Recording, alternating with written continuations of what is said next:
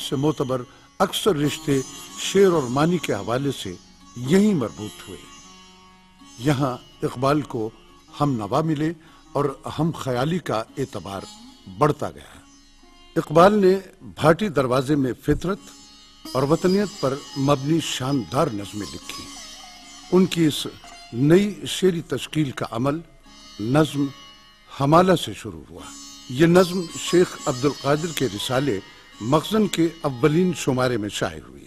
اے حمالہ، داستاں اس وقت کی کوئی سنا، مسکن آبائے انسان جب بنا دامن تیرا، کچھ بتا اس سیدھی سادی زندگی کا ماجرا، داغ جس پر غازہ و رنگ تکلف کا نہ تھا۔ ہاں دکھا دے اے تصور پھر وہ صبح شام تو، دوڑ پیچھے کی طرف اے گردش ایام تو۔ بھاٹی دروازے کے مشاعروں کے بعد اقبال کو انجمن حمایت اسلام کا پلیٹ فارم میسر آیا۔ انجمن حمایت اسلام لاہور میں مسلمانوں کی فلاح و بہبود اور تعلیم کے لیے خدمات انجام دے رہی تھی۔ انجمن کی درخواست پر اقبال انجمن کے سالانہ اجلاس میں شریک ہوئے اور یوں مسلمانوں کے جلسوں میں اقبال کی شہرت بڑھتی چلی گئی۔ نہیں منت کشے تابے شنیدن داستاں میری، خاموشی گفتگو ہے بے زبانی ہے زباں میری۔ یہ دستور زباں بندی ہے کیسا تیری محفل میں، یہاں تو بات کرنے کو ترستی ہے زباں میری۔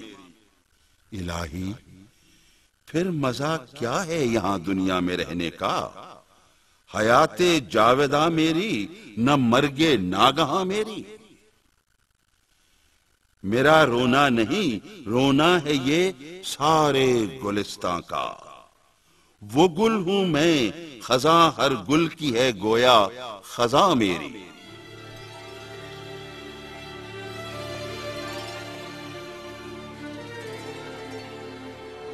1905 میں اقبال نے اعلیٰ تعلیم کے لیے یورپ جانے کا عزم کیا۔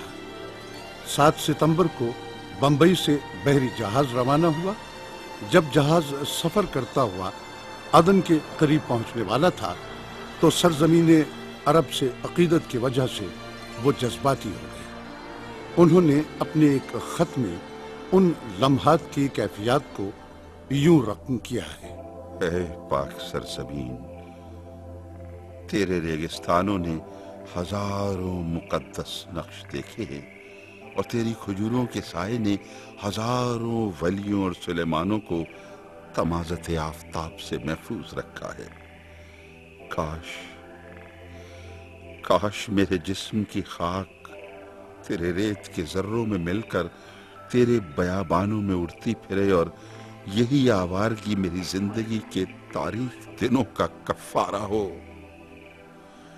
کاش میں تیرے صحراؤں میں لٹ جاؤں اور دنیا کے تمام سامانوں سے آزاد ہو کر تیری دھوپ میں جلتا ہوا اور پاؤں کے آبلوں کی پرواہ نہ کرتا ہوا اس سرزمین میں جا پہنچوں جہاں کی گلیوں میں اذان بلال کی عاشقانہ آواز گونجتی تھی۔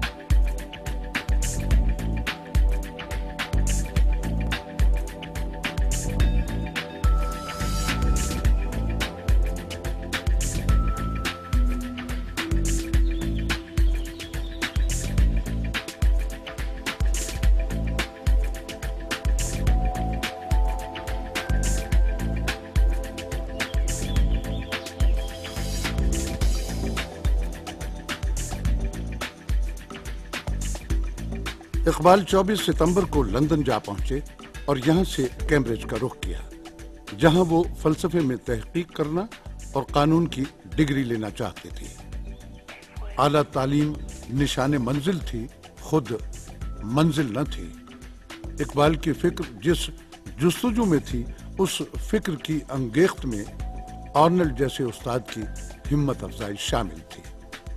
20ویں صدی کا ذہن ان سب سوالوں کے جواب جاننا چاہتا تھا جو 19ویں صدی کی تبدیلی اور جستجو نے ان کے سامنے لا کھڑے کیے تھے۔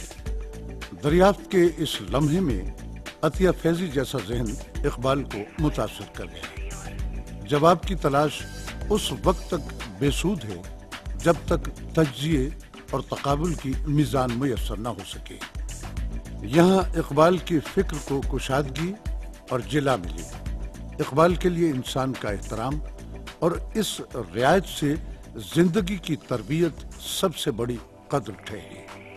انسان کائنات کا شہری ہے اور اسے جغرافیے میں قید کرنا فکر کا ناقص ہونا ہے۔ اقبال نے انسان اور کائنات کے اس لازمی ربط کو سمجھنے اور سمجھانے کے لیے اپنی صلاحیتیں وقف کر دی۔ اقبال نے اپنا پی ایچ ڈی کا مقالہ میونخ یونیورسٹی جرمنی میں پیش کرنے کا پروگرام بنایا اور اس مقصد کے لیے ان کو میونخ جانا پڑا۔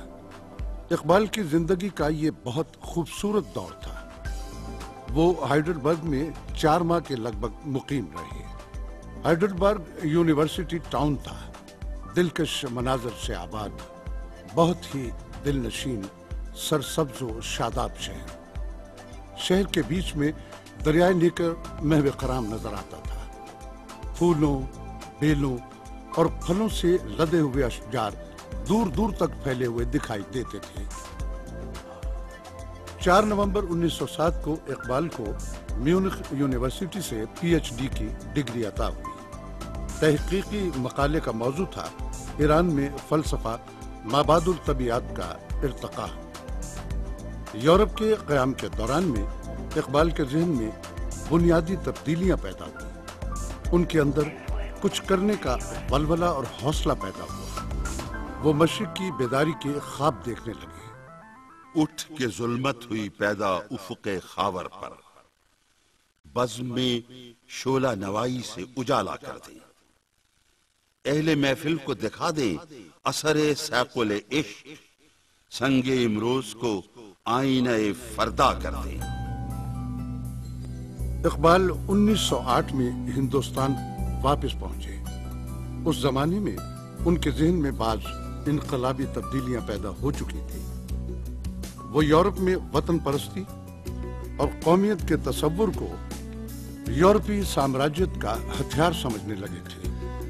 وہ اس نتیجے پر پہنچے تھے، یورپی قومیت کا تصور پسماندہ اقوام کی تباہی کا سبب بن رہا تھا۔ وہ یورپ کی حد سے بڑھی ہوئی مادہ پرستی کے بھی سخت خلاف ہو گئے تھے۔ ان کا خیال تھا کہ روحانیت کے زوال سے مغربی معاشرہ غیر متوازن ہو گیا تھا۔ وہ روح اور مادے کے درمیان ایک توازن چاہتے تھے۔ دوسری اہم تبدیلی یہ تھی کہ اب وہ ہندوستان میں ہندو مسلم متحد قومیت کے تصور کو ترک کر چکے تھے۔ وہ ہندی مسلمانوں کے جداگانہ تشخص کے دائی بن گئے تھے۔ اقبال کا دور ملت اسلامیہ کے بدترین زوال اور تباہی کا دور تھا۔ ہندوستان میں مسلمان المناک پستی میں ڈوبے ہوئے تھے۔ اس حالت کو دیکھ کر وہ بے اختیار کہہ اٹھتے تھے کہ مسلمانوں کی حالت نہایت مخدوش نظر آتی ہے۔ یہ بدقسمت قوم حکومت کھو بیٹھی ہے، صنعت و تجارت کھو بیٹھی ہے، اور اب وقت کے تقاضوں سے غافل توکل کا عصا ٹیکے کھڑی ہے، اور یہ وقت بڑا نازک وقت ہے۔